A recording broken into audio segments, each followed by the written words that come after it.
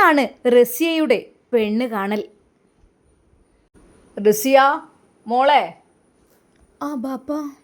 ആ പിന്നെ 10 മണിയാകുമ്പോഴേക്കും ഓലിങ്ങോട്ട് എത്തുട്ടോ ബാപ്പ. അത് എന്നാൽ റസിയയുടെ ഉമ്മ സൈനബ, അതെ നിങ്ങൾ എന്തേ പറയണത്? ഓൾക്ക് ഇഷ്ടമില്ലാതെ നമ്മളിപ്പോൾ ഈ കല്യാണം നടത്തണോ? സൈനബ, കുട്ടികൾ കുറച്ച് വലുതായി കഴിഞ്ഞാൽ നമ്മൾ പിന്നെ ഒരാളെ കയ്യിൽ ഏൽപ്പിച്ചാൽ അതല്ലേ നമുക്ക് സമാധാനം. അതുമല്ല അത്യാവശ്യം മുതലും സ്വത്തൊക്കെ ഉള്ള ടീമല്ലേ. അതുമല്ല നമ്മളെ പെണ്ണിൻ്റെ മൊഞ്ച് കണ്ടിട്ടാണ് ഓനെ കല്യാണം തന്നെ ചോദിച്ചത്. എന്നാലും 9ാം ക്ലാസ്സിലല്ലേ എത്തിയിട്ടുള്ളൂ, 10ാം ക്ലാസ് ഒന്ന് കഴിഞ്ഞോട്ടെ. പ്രിയപ്പെട്ടവരെ, ഈ ഒരു കഥ കുറച്ച് വർഷങ്ങൾക്ക് മുമ്പുള്ള കഥയാണ്. അതായത് അന്നൊക്കെ 9ാം ക്ലാസ്സിലും 10ാം ക്ലാസ്സിലും എന്തിന് 8ാം ക്ലാസ്സിൽ വരെ ആയിക്കഴിഞ്ഞാൽ പെട്ടെന്ന് നിക്കാഹും കല്യാണമൊക്കെ നടത്തുന്ന സമയമായിരുന്നു. എല്ലാവർക്കും അറിയാമല്ലോ അല്ലേ? ഏകദേശം ഒരു 10-20 വർഷങ്ങൾക്ക് മുമ്പോട്ട് പോയി കഴിഞ്ഞാൽ അന്നൊക്കെ ശൈശവ വിവാഹം തന്നെയായിരുന്നു. 9ാം ക്ലാസ്സിലേക്ക് എത്തിക്കഴിഞ്ഞാൽ തന്നെ പെട്ടെന്ന് എല്ലാവരുടെയും നിക്കാഹ് കഴിയും, കല്യാണം കഴിയും, അങ്ങനെയൊക്കെ ഉണ്ട് അല്ലേ? അങ്ങനെ ഒരു കഥയാണ് നമ്മുടെ ഈ ഒരു കഥ, അതായത് റസിയയുടെ കഥ. ഇതൊരു പുതിയ കഥയാണ്. കൂട്ടുകാർക്ക് ഇഷ്ടപ്പെട്ടാൽ കൂടെ കൂടാം. റസിയ വളരെയധികം സുന്ദരിയായ പെണ്ണായിരുന്നു. പുസ്തകങ്ങൾ മാറത്തടുക്കി പിടിച്ച് അവൾ സ്കൂളിലേക്ക് പോകും, തൻ്റെ കൂട്ടുകാരികളുടെ നടുവിലായിട്ട്. റസിയ എന്ന് പറയുമ്പോൾ തന്നെ കൂട്ടുകാരികൾക്കെല്ലാം വലിയ സന്തോഷവും വലിയ ഇഷ്ടവുമാണ്. കാരണം മറ്റൊന്നുമല്ല, റസിയുടെ ബാപ്പ അത്യാവശ്യം ക്യാഷുള്ളതാണ്. മൂസ ഹാജിയുടെ ഏക മകൾ റസിയ. എന്നാൽ അവൾ മാത്രമേ ഒരു പെണ്ണുള്ളൂ. ബാക്കിയുള്ള 7 ആങ്ങളമാർ അവർക്ക് തലങ്ങും വിലങ്ങുമായി ഉണ്ട്. എന്നാൽ അവസാനമായി കിട്ടിയ പൊന്നു മോളായിരുന്നു റസിയ. എന്തെന്നറിയില്ല, 7 ആൺമക്കളെ പ്രസവിച്ചപ്പോഴും അവർ ഒരു പെൺകുട്ടികൾക്ക് വേണ്ടി ആത്മാർത്ഥമായി കൊതിച്ചു. അങ്ങനെ 8ാമത്തെ കുട്ടിയാണ് നമ്മളുടെ റസിയ. റസിയയെ അവർ നിലത്തും തലയിലും വെക്കാതെ അത്രക്കും കൊഞ്ചിച്ചുകൊണ്ട് നടന്നു. കാരണം റസിയ എന്നത് അവരുടെ വീടിൻ്റെ ഒരു വിളക്കായി മാറി. അത്രക്കും ഒരുപാട് സ്വത്തും സമ്പാദ്യമൊക്കെ ഉണ്ട് മൂസാജിക്ക്. പക്ഷേ തനിക്കൊരു പെൺകുഞ്ഞില്ലല്ലോ എന്നുള്ളൊരു വിഷമമായിരുന്നു അവരുടെ ജീവിതത്തിൽ ഉണ്ടായിരുന്നത്. അങ്ങനെ അതാ അവർ ഒരുപാട് നേർച്ചകളും കാര്യങ്ങളും എല്ലാം ചെയ്ത്, പലരും പറഞ്ഞു പല നേർച്ച സ്ഥലങ്ങളിലെ മക്ബറകളിലെ, അതുപോലെ ഏർവാടിയിലെ അജ്മീർ അങ്ങനെയൊക്കെ പോയി പ്രാർത്ഥിച്ചു കഴിഞ്ഞാൽ എന്തായാലും നിങ്ങൾക്കൊരു പെൺകുട്ടിയെ കിട്ടും എന്നൊക്കെ പറഞ്ഞു. അവസാനമായി അവർ അതാ ഹജ്ജിന് പോയി. 2 പേരും ഹജ്ജിന് പോയിട്ട് ആത്മാർത്ഥമായി പ്രാർത്ഥിച്ചു, പടച്ചോനെ ഇനിയെങ്കിലും ഞങ്ങൾക്ക് ഒരു കുട്ടി ഉണ്ടാകണേ, ഒരു പെൺകുട്ടി ഉണ്ടാകണേ എന്ന്. 7 ആമക്കൾക്കിടയിൽ ഒരു പെൺകുട്ടിയെ കാണാൻ കൊതിച്ചതായിരുന്നു ആ ഉമ്മയും ഉപ്പയും. ഒരുപാട് സ്വത്തും സമ്പത്തൊക്കെ ഉണ്ടായതുകൊണ്ട് മക്കൾ എത്ര ഉണ്ടായാലും പ്രശ്നവുമില്ല. പേര് കേട്ട തറവാടിയാണ് മൂസാജി. എന്നാൽ അങ്ങനെ അതാ അവർ ഹജ്ജിന് പോയി തിരികെ വന്നു. ആത്മാർത്ഥമായി അവർ പ്രാർത്ഥിച്ചു. പാവങ്ങൾക്കെല്ലാം ഒരുപാട് ഭക്ഷണവും ഒരുപാട് സാധനങ്ങളും എല്ലാം കൊടുത്തു, പൈസയും കൊടുത്തു. ആര് വരുമ്പോഴും, ആര് മുന്നിലേക്ക് കൈ നീട്ടി വരുമ്പോഴും നേർച്ചയാക്കുമായിരുന്നു, ഒരു പെൺകുട്ടിക്ക് വേണ്ടി ദുആ ചെയ്യണം കേട്ടോ നിങ്ങൾ എന്ന് പറഞ്ഞ് പൈസ കൊടുക്കും. അങ്ങനെ ഒരുപാട് നേർച്ചകളും വഴിപാടുകളും എല്ലാം ഹജ്ജും ചെയ്ത് പ്രാർത്ഥനയും കഴിഞ്ഞ് അവർ തിരിച്ച് നാട്ടിലേക്കെത്തിയപ്പോൾ ആ ഒരു ചിന്ത മാത്രമായിരുന്നു സൈനബക്ക്. അതെ റബ്ബേ, എനിക്ക് 7 ആൺകുട്ടികളുണ്ട്, മക്കളെ നീ തന്നിട്ടില്ല എന്നല്ല, പക്ഷെ എന്നാലും ഒരു പെണ്ണിനെ കാണാൻ, ഒരു പെൺകുട്ടിയെ കാണാൻ വല്ലാത്തൊരു കൊതി തോന്നാണ്. 7 ആൺമക്കൾ തൻ്റെ ചുറ്റിലുമായിരിക്കും. അവർക്ക് അവർ വസ്ത്രങ്ങളും എല്ലാം ധരിപ്പിച്ചു കൊടുക്കും, വാങ്ങിക്കൊടുക്കും. എന്തൊക്കെ ചെയ്യുമ്പോഴും ഒരു ഉടുപ്പിട്ട പെൺകുട്ടി അല്ലെങ്കിൽ ഒരു കുഞ്ഞിപ്പാവാടയിട്ട പെൺകുട്ടിയെ കാണാൻ മൂസാജിക്കും സൈനബക്കും ഒത്തിരി കൊതിയാവുകയാണ്. ആ പാവാടയിട്ട് ഈ വിശാലമായ മുറ്റത്ത് ഓടിച്ചാടി കളിക്കുന്ന ഒരു പെൺകുട്ടി, അത് മാത്രമായിരുന്നു അവരുടെ ലക്ഷ്യം. എന്നാൽ ഹജ്ജ് കഴിഞ്ഞ് 2 മാസമായി തുടങ്ങി അവർ വന്നിട്ട്. എന്നാൽ അതിനിടയിൽ അതാ സൈനബക്ക് ഒരു തലചുറ്റൽ. എന്നാൽ വീട്ടുവേലക്കാരിയായ മൈമൂന അത് കണ്ടു. ഇത്താ എന്ത് പറ്റിയത്? എന്ത് പറ്റിയത്? എന്തെങ്കിലും? മോളെ ഒന്നുമില്ല, എനിക്ക് ആകപ്പാടൊരു ക്ഷീണം, തലകറക്കം, എന്തൊക്കെ തോന്നുന്നുണ്ട്. മോളെ എനിക്ക് കുറച്ച് വെള്ളം. പഠിച്ചോനെ, എനിക്ക് പേടിയാവുന്നു. ഞാൻ ആചാര്യ വിളിക്കട്ടെ? മൂസാജി, മൂസാജി. ആ എന്താടി? അതെ, സൈനബത്താക്ക് എന്തോ ഒരു തലകറക്കം പോലെ. ആ ആണോ? എന്തു പറ്റി സൈനബ എന്ന് പറഞ്ഞ് അതാ മൂസാജി അവരുടെ അരികിലിരുന്നു. അവരുടെ ആ ഒരു വിശാലമായ നീണ്ടു നിവർന്ന മുടിയാകെ കട്ടിലിൽ പെരന്ന് കിടക്കുന്നുണ്ടായിരുന്നു. എന്നാൽ മൂസാജി അവരെ താങ്ങി പിടിച്ചു. എന്താടി, എന്തു പറ്റി? ഇക്ക, എനിക്കൊരു എനിക്കൊരു എന്തൊക്കെയോ ഒരു അസ്വസ്ഥത. വാ നമുക്ക് ഹോസ്പിറ്റലിൽ പോയി നോക്കാം. അങ്ങനെ അതാ മൂസാജി തന്നെ അവരെ വാരിയെടുത്ത് അദ്ദേഹത്തിൻ്റെ കാറിലേക്ക് വെച്ചു. ഡ്രൈവറെ വിളിച്ചു. വേഗം ഡ്രൈവർ ഓടിയെത്തി.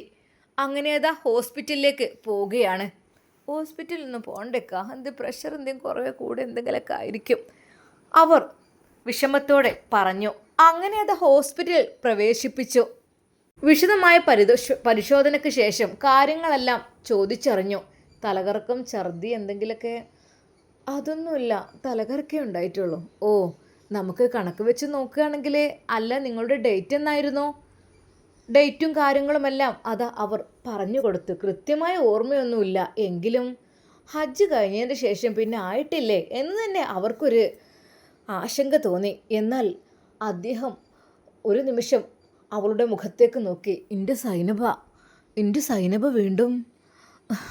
അദ്ദേഹത്തിന് എന്തോ അറിയില്ല, ടെൻഷനാണോ സന്തോഷനാണോ അങ്ങോട്ടും ഇങ്ങോട്ടും അവിടെ നടന്നു. അതെ, ഇവരുടെ ഭർത്താവ് വരൂ. നിങ്ങളുടെ ഭാര്യ കണക്കിനനുസരിച്ച് പ്രഗ്നൻ്റ് ആണ്. പിന്നെ ടെസ്റ്റും കാര്യങ്ങളും ഒക്കെ നമുക്ക് ചെയ്തു നോക്കാം. എന്തൊക്കെ തന്നെയായാലും പ്രഗ്നൻ്റ് ആണ് എന്നുള്ള കാര്യമാണ് എനിക്കിതിൽ നിന്ന് ഉറപ്പിക്കാൻ കഴിയുന്നത്. അതായത് പിന്നെ ഇവർക്ക് 2 മാസത്തോളം ആയിട്ടുണ്ട്, മെൻസസ് ആയിട്ട് എന്നും പറയുന്നുണ്ട്. പിന്നെ അത് മാത്രമല്ല, ഇവരുടെ ഒരു സ്ഥിതിഗതികളൊക്കെ അനുസരിച്ച് എനിക്ക് അങ്ങനെയായിട്ട് തോന്നുന്നത്. ഡോക്ടർ അത് പറഞ്ഞപ്പോൾ ശരിക്കും മൂസാജിയുടെ മനസ്സിൽ എന്തെന്നറിയില്ല, വല്ലാത്തൊരു സന്തോഷമോ അറിയില്ല. കാരണം 7 ആൺമക്കളാണ് എനിക്ക്. അതെ, ഒരു പെൺകുട്ടിക്ക് വേണ്ടി കൊതിച്ചതാണ്. ഹജ്ജിന് പോയിട്ട് ഒരുപാട് ദുആ ചെയ്തതാണ്. എല്ലായിടത്തും പോയിട്ടുണ്ട്. അജ്മീറിൽ, ഏർവാടിയിൽ, എവിടൊക്കെ സ്ഥലങ്ങൾ അവിടെയൊക്കെ പോയിട്ടുണ്ട്. ഒരുപാട് യത്തീംഖാനകളിലേക്ക് ഭക്ഷണം കൊടുത്തിട്ടുണ്ട് ഒരു പെൺകുട്ടിക്ക് വേണ്ടി. അത്രക്കും കൊതിയായിരുന്നു ഒരു പെൺകുട്ടിക്ക്. അങ്ങനെ അതാ സൈനബ ആ ഒരു സന്തോഷ വാർത്ത അറിയുകയാണ്. ആ കാക്ക. ആ എന്താടി, ഞമ്മക്ക് ഇത് പെണ്ണെന്നെ ആയിരിക്കും കേട്ടോ. ഇക്കാക്ക, നമുക്കതൊന്നും പറയാൻ പറ്റൂല. അതൊക്കെ പഠിച്ചോ നമുക്ക് തരുന്നത്, അതുപോലെയല്ലേ? ആയിക്കോട്ടെ, പഠിച്ചോ നമ്മൾ ഇപ്രാവശ്യം കനിഞ്ഞ് അരുളി നമുക്ക് തരും. നമുക്ക് മക്കളുണ്ട് അൽഹംദുലില്ലാ. എന്നാലും ഒരു കുട്ടിയുടെ ആ ഒരു പാവാട ഇട്ടുകൊണ്ട് മുറ്റത്തൊന്ന് ഓടിച്ചാടി കളിക്കുന്നത് കാണാൻ എനിക്ക് കൊതിയായിട്ടാ പെണ്ണേ. ഏതായാലും ആയിക്കോളൂ. ഇനിയിപ്പോൾ അതല്ല, അതും ആണാണെന്നുണ്ടെങ്കിൽ നീ ഒരിക്കലും വിഷമിക്കരുത് കേട്ടോ. കാരണം കഴിഞ്ഞ പ്രാവശ്യം 7ാമത്തതും ആണായി എന്ന് പറഞ്ഞപ്പോൾ നീ ആകെ ടെൻഷനായി. നിന്നെ ഹോസ്പിറ്റലിലേക്ക് കൊണ്ടുപോയി ഗ്ലൂക്കോസ് കയറ്റിയാണ് നിനക്ക് ഓർമ്മ ഉണ്ടോ? അതിന് നീ ഇടവരുത്തരുത്. ഇനിയിപ്പോൾ 10 മക്കൾ നമുക്കുണ്ടെങ്കിലും 10ഉം ആണായാലും ഒരു കുഴപ്പമില്ല. കാരണം ആൺകുട്ടികളെയും പെൺകുട്ടികളെയും തരുന്ന പടച്ച റബ്ബാണ്, നമ്മളല്ല തീരുമാനിക്കേണ്ടത്. കാക്ക, എന്തായാലും നിൻ്റെ പോലത്തെ ഒരു കുട്ടിയെയാണ് ഞാൻ ആഗ്രഹിക്കുന്നത്. സാരമില്ല, ഇനിയിപ്പോൾ എന്നെ പോലത്തെ മോനായാലും കുഴപ്പമില്ല. നമുക്കിപ്പോൾ എന്താ, 7 നമ്മൾ പോറ്റി വളർത്തുന്നു. ഇനിയിപ്പോൾ 2 കൂടി ആയാലും കുഴപ്പമില്ല. ഒരു 10 മക്കൾ. എൻ്റെ അമ്മക്ക് 14 മക്കളായിരുന്നു. അതൊക്കെ ആണും പെണ്ണൊക്കെ ഇഷ്ടം പോലെ ഉണ്ടായിരുന്നു. നമുക്ക് പഠിച്ചോൻ തന്ന് മുഴുവൻ ആൺകുട്ടികളാണ് എന്ന് കരുതിയിട്ട് നമുക്ക് കുട്ടികളെ തള്ളിപ്പറയാൻ പറ്റൂലല്ലോ. അതൊക്കെ നമുക്ക് താങ്ങും തണലായിട്ട് വരും മോളെ.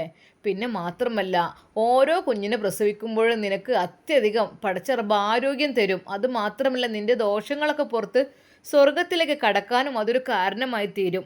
മൂസാജിയുടെ ആ വാക്കുകൾ കേട്ട് സൈനബ പതുക്കെ കണ്ണുകൾ അടച്ചു. അന്ന് അവർ ഹോസ്പിറ്റലിൽ നിന്ന് തിരിച്ചു വന്നു. സൈനബയോട് മൂസാജി പറഞ്ഞു, സൈനു, പിന്നെ നീ കൂടുതലൊന്നും വല്ലാതെ ഇളകൊന്നും വേണ്ടട്ടോ. നമുക്ക് ഒരു വേലക്കാഴത്തിന് കൂടെ വെക്കാം. ഒരാളുണ്ടല്ലോ പടക്കളയിൽ. ഇനിയിപ്പോൾ അകും പുറം ഇതൊക്കെ നന്നാക്കാനും നിനക്ക് ഒരാളും കൂടി വെക്കാം. അതിനൊന്നും കുഴപ്പമില്ല. തൊടുവിൽ ഏതായാലും ഇഷ്ടം പോലെ പണിക്കാരുണ്ട്.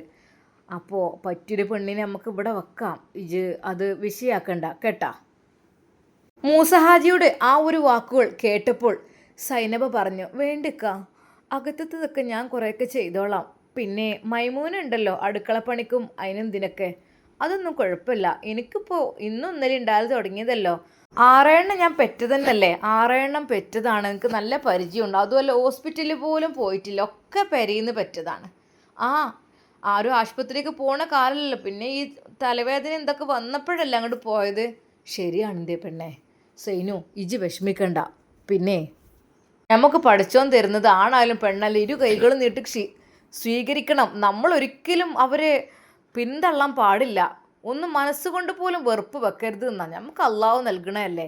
മൂസാജി സൈനയെ ആശ്വസിപ്പിച്ചു. സൈന, ഞാൻ പറഞ്ഞ പോലെ ഇജ് വല്ലാതൊന്നും പണി ഒന്ന് മേലനങ്ങി എടുക്കണ്ട കേട്ടോ. എൻ്റെ പൊന്നാരിക്ക, ഇവിടെ എന്താ എനിക്ക് പണി? ഞാൻ ഈ പണ്ടും പൊന്നൊക്കെ ഇട്ട് ഇവിടെ ഇങ്ങനെ ഇരിക്കുക എന്നല്ല രാജകുമാരിയെ പോലെ ഞാൻ കഴിയുന്നത്. ഞാൻ നിങ്ങളെ കുട്ടികളൊക്കെ പ്രസവിച്ചിട്ട് തരണേ. ഒന്ന് കഴിയുമ്പോഴത്തേനും ഒന്നാകും. എല്ലാവർക്കും ഒരു പറച്ചിലാണ് ഈ സൈനാക്ക് തീരെ ഒരു ഒഴിവില്ലെന്ന്. കാരണം 90 വരുമ്പോഴത്തിന് തന്നെ നിങ്ങൾ അപ്പോഴത്തിന് മറ്റേ എൻ്റെ പള്ളിയിലാക്കും. പിന്നെ ഇപ്പം ഞാൻ എന്താ ചെയ്യുക? എനിക്കിപ്പോൾ നിങ്ങളെ ഇതിലിങ്ങനെ നിൽക്കാനല്ലേ പറ്റുള്ളൂ. ചുരുക്കി പറഞ്ഞാൽ ഈ റൂമിൽ നിന്ന് എനിക്ക് അങ്ങോട്ട് പുറത്തിറങ്ങാൻ പറ്റില്ല എന്ന് പറഞ്ഞ പോലെ തന്നെയാണ്. ഒന്ന് കഴിയുമ്പോഴത്തിനും ഒന്നാണ്. ഒരു തുണി എടുക്കാനും കൂടി സമ്മതിക്കൂല എന്നാണ് എൻ്റെ ബാപ്പയും ഉമ്മയും എന്നോട് പറഞ്ഞത്. ഓനൊരു തുണി എടുക്കാൻ പോലും സമ്മതിക്കൂല. എപ്പോഴും പ്രസവം ഇത് തന്നെ. ഓൾക്കൊരു റെസ്റ്റ് തന്നില്ല. പിന്നെയെന്ന് വെച്ചാൽ കുട്ടികളെ നോക്കാനൊക്കെ ഇവിടെ ആൾക്കാരുണ്ടായതുകൊണ്ടാണ് എനിക്ക് അത്ര വലിയ ബുദ്ധിമുട്ടില്ലാത്തത്. ഒരാളെ കുളിപ്പിച്ച് കൊടുക്കാനും ഒരാൾക്ക് ചോറ് കൊടുക്കാനും അങ്ങനെ അങ്ങനെ ഓരോരുത്തരും അങ്ങനെ കഴിഞ്ഞു പോകുന്നുണ്ട്. ചെറിയ ചെറിയ മക്കളും. ഏതായാലും ഇപ്പം നമ്മൾ ആഗ്രഹിച്ച പോലെ തന്നെ ഒരു കുട്ടി നമുക്ക് ഉണ്ടാകട്ടെ. 7 എണ്ണം പെറ്റക്കണി വിചാരിച്ചു കണ്ട് എൻ്റെ പൊന്നാരിക്ക എനിക്കൊരു കുഴപ്പവും ഇല്ല ഇപ്പോഴും. എനിക്കറിയാലോ പെണ്ണെ, അതുകൊണ്ടല്ലേ എനിക്ക് ആരോഗ്യം ഉണ്ടായത് കൊണ്ട് തന്നെയല്ലേ ഞാൻ എൻ്റെ അടുത്തേക്ക് പിന്നെയും പിന്നെയും വരുന്നത്. ചെറിയ ചെറിയ മക്കളാണെങ്കിലും ഞാൻ എൻ്റെ അടുത്തേക്ക് വരുന്നുണ്ടല്ലോ. അതെന്തുകൊണ്ടാണ്? എനിക്ക് ആരോഗ്യം ഉണ്ടെന്ന് കണ്ടതുകൊണ്ട്. എന്നാൽ അത് കേട്ടപ്പോൾ സൈന ഒന്ന് ചൊടിച്ചുകൊണ്ട് പറഞ്ഞു, ഒന്ന് പോയിക്ക, നിങ്ങൾക്ക് പിന്നെ അതൊരു ഏർപ്പാടാണ് ഏത് സമയവും. എന്താന്നില്ലേ നിങ്ങൾ പിന്നെ ഒന്ന് മനുഷ്യനൊന്ന് ശരിക്കും സമാധാനത്തിലൊന്ന് ഇരിക്കാനും കിടക്കാനും സമ്മതിക്കൂല. എൻ്റെ സൈനോ, എൻ്റെ സൗന്ദര്യം കണ്ടാൽ പിന്നെ എനിക്ക് പിന്നെ അതിന് തോന്നാതെക്കുവോ? പിന്നെ എന്ന് വെച്ചാൽ സ്വത്തും മുതലൊക്കെ പഠിച്ചോൻ തന്നിക്കണല്ലോ. അപ്പോൾ നമ്മളെ മുതൽ നമ്മളായിട്ട് ഉണ്ടാക്കണ്ടേ? അല്ലാതെ ഇപ്പോൾ വേറെ പണിക്കാരോട് പറഞ്ഞിട്ട് കാര്യമില്ലല്ലോ. ഈ മക്കളൊക്കെ നമ്മളെ മുതലാണ്. ഇതൊന്ന് സങ്കടപ്പെടാതിരിക്കേ. ഇക്ക സങ്കടമൊന്നുമല്ല എൻ്റെ പെണ്ണെ, എൻ്റെ സൈന. എൻ്റെ മുഖത്തേക്ക് നോക്കിയാൽ തോന്നുടി എൻ്റെ ഒപ്പം വെറുതെ എനിക്ക് ഇരിക്കാൻ. ഇജ്ജ് നമ്മളെ മുത്തല്ലേ. ശരിക്കും മൂസാജിയുടെ ആ ഒരു വാക്കുകൾ കേൾക്കുമ്പോൾ സൈന നാണിക്കും. നിങ്ങളിങ്ങനെ പറഞ്ഞു തന്നെ ഓരോന്നോരോന്നും ഉണ്ടാണത്. എന്താന്നില്ലേ, ഇതൊന്നും കിട്ടാ കുട്ടി എത്ര ചെറുതാണ്.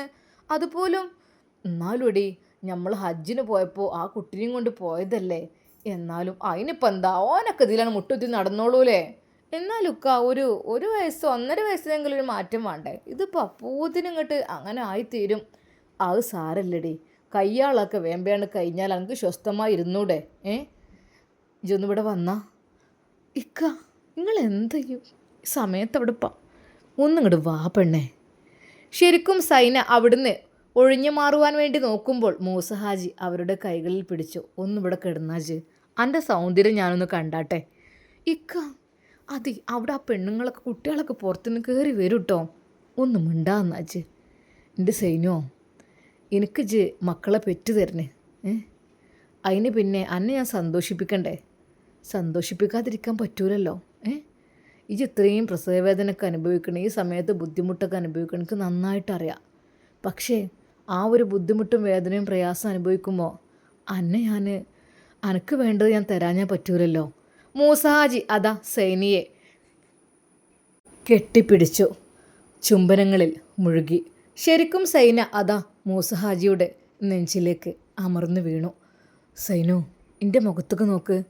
മൂസഹാജിയുടെ ആ ഒരു വാക്ക് സൈനു മുഖം പൊന്തിച്ചു. എന്താ, എന്നോട് പിണക്കുണ്ടോ? പിന്നെന്താ ജി ഇങ്ങനൊക്കെ പറയണത്? ജി എൻ്റെ പെണ്ണല്ലേ. പിന്നെ എൻ്റെ മക്കൾ പ്രസവിക്കാൻ ഈ അല്ലാതെ പിന്നെ വേറെ ആരെ പെണ്ണേ? എന്നോട് പിണക്കുണ്ട് എന്നോട്? ഇല്ലിക്ക. എന്നാ പിന്നെ സങ്കടപ്പെടേണ്ട, പഠിച്ചോ നമുക്ക് പെൺകുട്ടീനെ തന്നോളൂ കേട്ടോ. ഞാൻ ഒരു പെൺകുട്ടിക്ക് വേണ്ടി പൂതി വെച്ചിട്ടില്ല പെണ്ണ എൻ്റെ അടുത്തേക്ക് വരുന്നത്. ഇങ്ങനെ എനിക്ക് പിന്നെ വേറെ പുറത്തേക്ക് പോകാൻ പറ്റുമോ? അങ്ങനെ പോകണോലൊക്കെ ഇഷ്ടം പോലെ ഉണ്ടാവും. പക്ഷേ എനിക്ക് എൻ്റെ പവിത്രമായ ഒരു ഭാര്യ ഉണ്ടാകുമ്പോൾ എനിക്ക് എൻ്റെ അടുത്തേക്കല്ല പിന്നെ ആരുടെ അടുത്തേക്കാണ് പോവാനുള്ളത്? എനിക്ക് പിണക്കുണ്ട് എന്നോട്? അനക്ക് ക്ഷീണം പ്രയാസം ഉണ്ടെങ്കിൽ എന്നോട് പറഞ്ഞോണ്ടിട്ടോ. അപ്പോൾ ഞാൻ അതിൽ പിന്മാറിക്കോളാം. പക്ഷേ സത്യം പറഞ്ഞാൽ എൻ്റെ കൂടെ ഒരു ദിവസം കെടുക്കാഞ്ഞാൽ എനിക്ക് പൊറുതിയേടാവണ്ണേ. അതുകൊണ്ടാണ്.